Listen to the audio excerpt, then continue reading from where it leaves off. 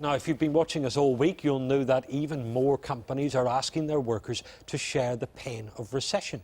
Unions at British Airways, for example, are discussing a plan to cut pilots' pay, possibly in return for shares in the airline. So in times of this tough, companies can't afford higher pay to keep staff motivated.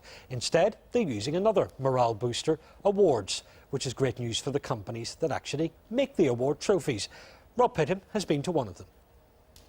If you're feeling a little bit neglected, this might be a good place to lock yourself away for half an hour, because I'm in a room full of trophies and prizes. You could literally just pick yourself up an award. How about this?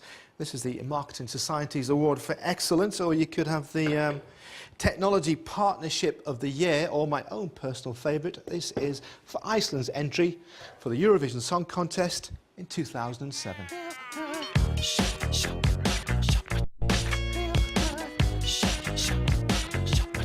Shining metal, chrome and glass, all individually designed. It's a far cry from the traditional image of trophies.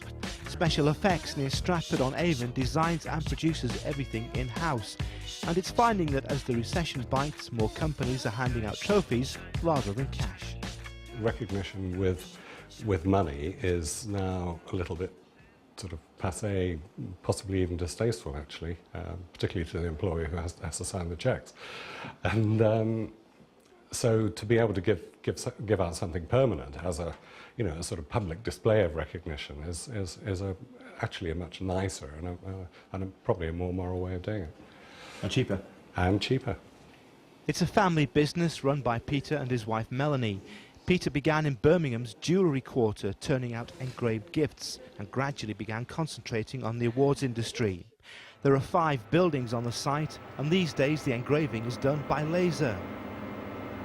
Peter's daughter Holly is now the company's creative director. This is the Football League trophy that we've designed, which started off as this sort of concept. You can see where their logo is actually the actual shape of the award. From here, these the outlines of the files would go up to the workshop, just on email. Which is just over there, Which is just up there. And they would then load those on, and that's what's actually used to actually cut the metal. It's all assembled and everything else, and then here is the finished article. The awards made here are handed out to some of the most famous names in sport and industry, and surprisingly, they're not always a one-off. That's really the icing on the cake.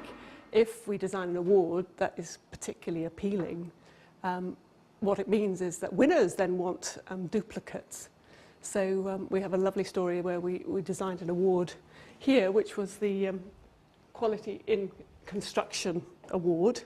On the night, I think there were 15 or 16 awards given out, but a few weeks later we had duplicate orders for 54.